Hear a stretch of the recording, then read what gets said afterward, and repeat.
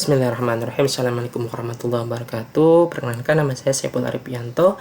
Nah, di sini saya akan coba men-sharingkan mengenai tentang network esensial itu ya pada modul 20 atau chapter 20, yaitu membahas mengenai tentang troubleshooting jaringan. Nah, ini di troubleshooting jaringan ada beberapa topik yang kita bahas, yaitu proses troubleshooting, masalah physical layer, troubleshooting command, troubleshooting wireless, masalah konektivitas internet, kemudian konektivitas sampai customer supportnya.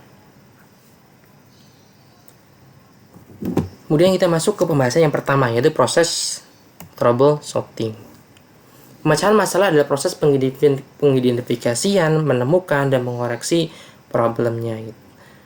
Troubleshooting gitu ya. Troubleshooting itu apa sih? Yaitu yang mengidentifikasi masalahnya, kemudian ketika sudah ditemukan, kemudian kita mengkoreksi atau follow up dari permasalahannya. Dokumentasi adalah bagian proses pemecahan masalah yang harus mencakup sebagai berikut. Nah, untuk troubleshooting sebaiknya kita melakukan pendokumentasian gitu ya. Pendokumentasian itu menyakup apa sih? Yang pertama adalah penjelasan tentang masalah tersebut, langkah-langkah yang diambil untuk menentukan penyebab masalah, kemudian langkah-langkah yang digunakan untuk memperbaiki masalah. Dengan dokumentasi gitu ya. Misalkan masalah serupa terjadi di waktu mendatang. Nah, kita tidak perlu lagi mengulang, mengidentifikasikan, menemukan, tapi kita tinggal membuka dokumentasi kita. Kemudian di situ ada step-step apa aja yang harus kita lakukan sehingga untuk troubleshootingnya akan lebih cepat gitu ya. Itulah fungsi dari pendokumentasian troubleshooting. Kemudian proses troubleshooting yang pertama adalah untuk mengumpulkan informasi. Mengumpulkan informasi itu, saat mengumpulkan informasi bicarakan dengan pengguna dengan coba tentukan berapa banyak jaringan yang terpenuhi oleh masyarakat tersebut. Beberapa hal yang mungkin Anda periksa adalah sebagai berikut. Untuk mengumpulkan informasi, misalkan kita harus menengok ataupun meninjau dari beberapa hal. Yang pertama adalah sifat masalahnya, peralatannya, konfigurasinya, dan troubleshooting sebelumnya gitu ya. Berarti ada beberapa hal yang harus kita tengok atau kita lihat untuk pengumpulan informasi.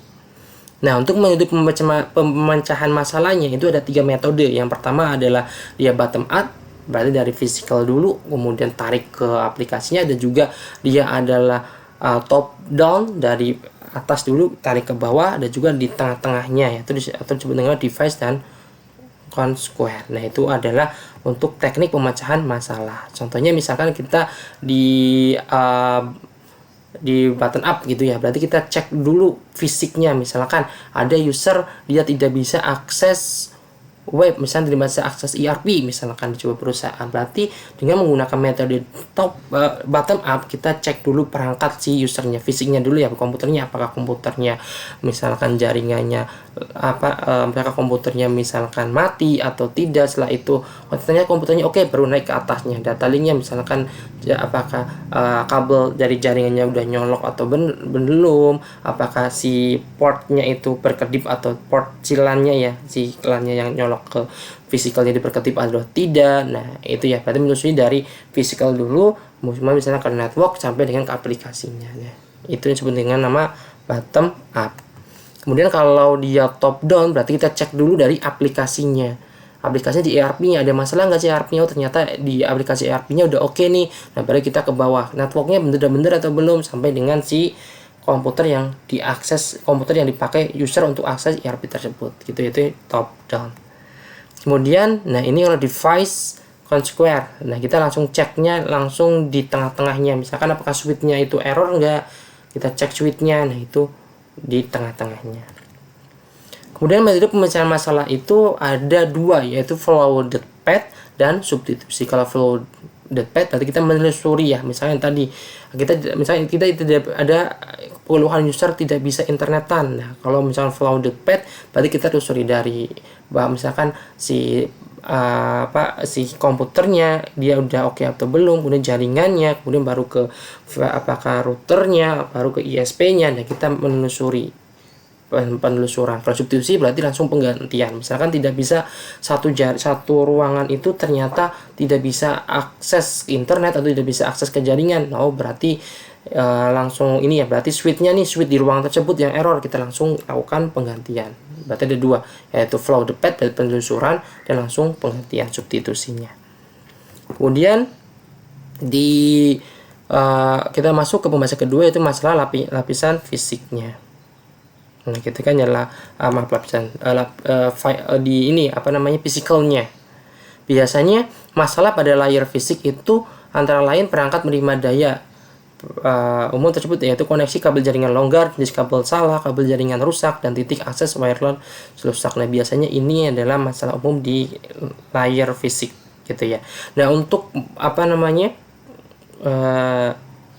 untuk mengidentifikasikan atau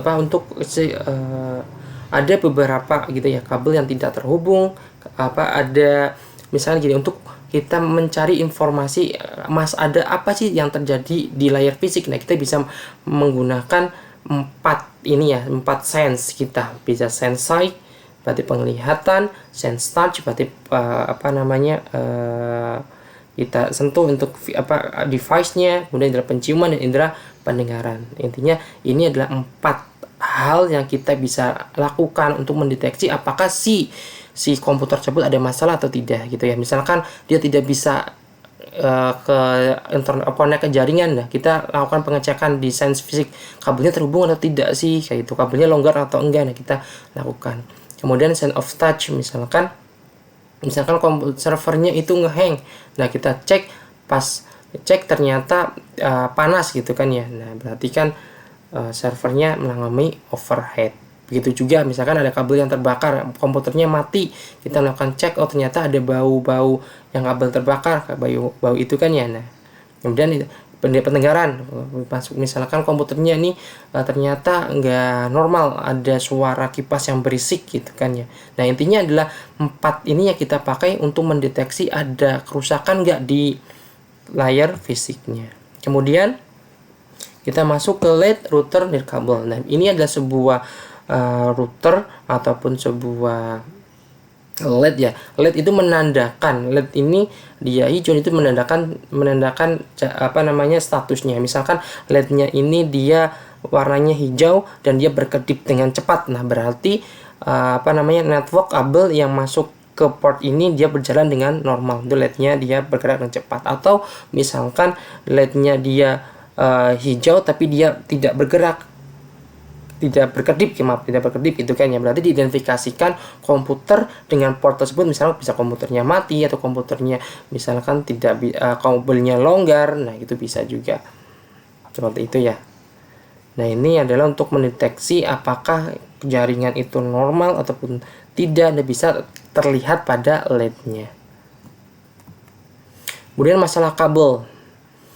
Nah, di sini juga biasanya kalau di masalah fisik, misalkan kita tidak bisa internetan gitu, kita cek apakah kabelnya itu longgar atau enggak. Kalau dia longgar, berarti kita cabut kabelnya kemudian colokin lagi. Kalau misalkan baru dia bisa gitu ya. Kita melakukan pengecekan di masalah kabelnya. Kemudian kita masuk ke troubleshooting command. Gambaran umum ya. Sebagian besar utilitas disediakan oleh sistem operasi dengan perintah antarmuka baris atau perintah CLA. Nah, untuk misalkan untuk mengecek apakah misalkan ada komputer user kita balik lagi tidak bisa akses internet. Nah, untuk melakukan pengecekan itu, yang pertama yang tadi bisa melakukan pengecekan secara fisiknya, baik kita lihat apakah ada kabelnya longgar atau tidak, kemudian apakah dia di firewallnya sudah terbuka atau tidak. Yang tadi ya, selain pengecekan secara fisik, kita juga bisa melakukan pengecekan dengan menggunakan command line. Ya, kita untuk memastikan, misalkan dengan menggunakan ping, misalkan kita ingin memastikan bahwa apakah komputer itu terhubung nggak sih ke misalkan ke routernya gitu ya. Kita bisa melakukan ping router dari komputer tersebut. Kalau misalnya hasilnya dia reply, berarti secara umum network dari komputer ke router itu aman gitu kan ya, ada ping. Kemudian misalnya kita juga ingin mengetahui IP kita bisa menggunakan IP config.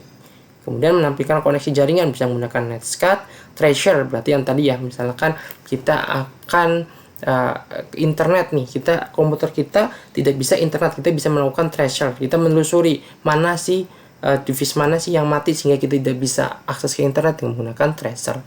Kemudian nslookup itu secara langsung menanyakan server mana konfigurasi tentang domain dan tujuannya. Nah, ini contoh dari ipconfig masuk ke command masuk ya. Untuk menampilkan ini berarti bisa ke ini start, kemudian ketikkan CMD, kemudian klik OK. Ya, seperti ini ya. Baru kita ingin mengetahui IP kita dapatnya berapa, gateway-nya kita berapa, sesuai nggak sih gateway, IP dan DNS sudah aman atau enggak. Nah, kita bisa melakukan dengan IP config gitu ya. IP config garing all. Nah, di sini IP config garing all-nya.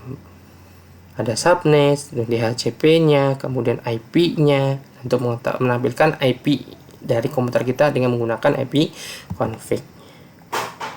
IP config berarti dia cuma menampilkan ini ya. Kalau IP config itu dia hanya menampilkan nih sedikit saja, tapi kalau misalkan pengen detailnya bisa menggunakan IP config garing all.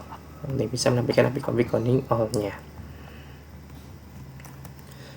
Selanjutnya di sini ada release dan renew. Misalkan di DHCP ya. Nah, digunakan untuk melepaskan IP yang didapat dari DHCP saat ini. Misalkan di DHCP ternyata dia IP-nya itu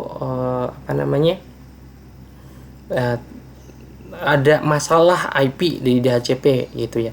Kita bisa melepaskan dengan IP release, kemudian bisa IP renew untuk mendapatkan IP dari DHCP lagi. Ini biasanya terjadi misalkan ada user di perusahaan, kemudian ada libur panjang, kan laptopnya misalkan dibawa pulang, kemudian pas libur panjang, pas libur lebaran misalkan, kemudian dia masuk lagi.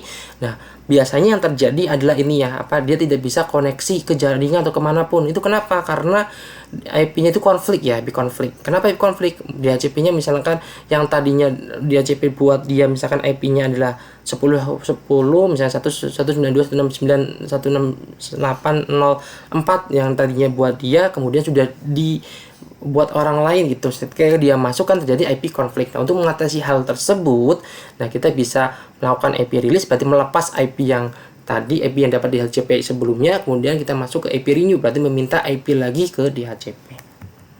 Gitu ya. Nah, ini yang ping. Ini fungsi ping itu fungsinya untuk melakukan pengecekan.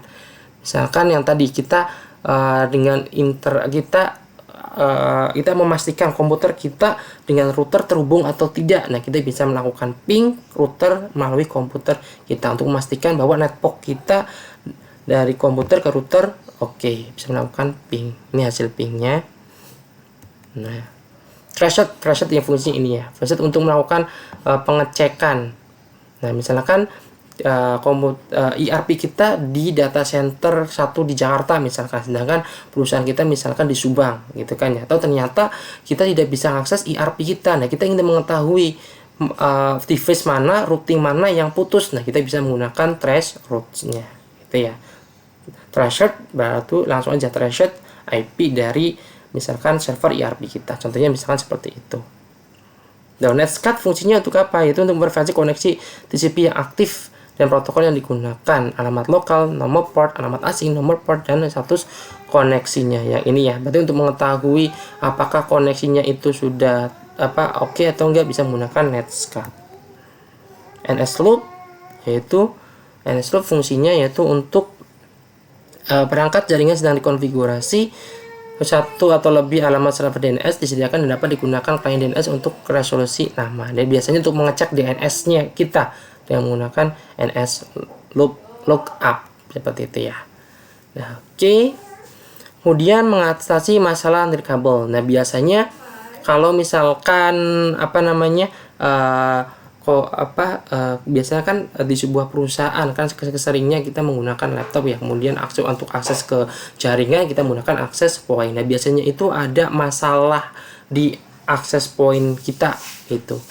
Yang pertama, kalau misalkan berdasarkan pengalaman pribadi, pertama itu kita lihat umur access point-nya. Biasanya dia cuma 5 tahun ya. Kalau 5 tahun ke atas, nah biasanya access point itu dia kadang-kadang bisa off sendiri, kemudian kita restart baru aman lagi. Kemudian juga kita harus membedakan nih, mana device yang access point itu, apakah dia mengakomodasi frekuensi 5 GHz atau cuma 2,4 GHz aja gitu ya.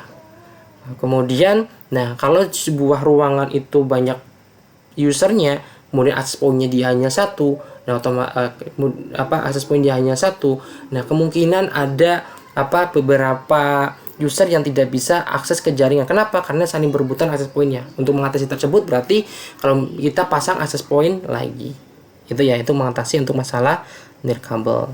Kemudian nirkabel juga kesalahan waktu autentifikasi ataupun SSID. SSID itu apa sih? SSID lah ini. Nah ini adalah SSID, contoh dari SSID. Ini SSID ya. Nah untuk masuk ke ini kan berarti kita menggunakan password gitu kan ya. Nah kalau passwordnya salah, berarti otomatis dia tidak bisa akses ke jaringan. Nah kemudian nah untuk masalah umum koneksi internet dan yang lainnya mungkin bisa kita bisa ini ya, kita akan lanjutkan untuk pertemuan kedepannya. Kita akan bahas lagi mengenai tentang masalah umum koneksi internet. Intinya di masalah troubleshooting itu, di sini kita membahas mengenai tentang bagaimana cara untuk melakukan ini ya, pemecahan masalah troubleshootingnya. Yang tadi ada 3 metode, ada apakah dari bottom up, kemudian apakah dari top down atau dari tengah-tengahnya, yaitu dari langsung mengecek hubnya atau dan yang lainnya itu ya. Oke, mungkin itu saja yang bisa saya sharing untuk pertemuan hari ini. Kurang lebihnya saya mohon maaf. Wabillahi taufiq wal hidayah. Wassalamualaikum warahmatullahi wabarakatuh.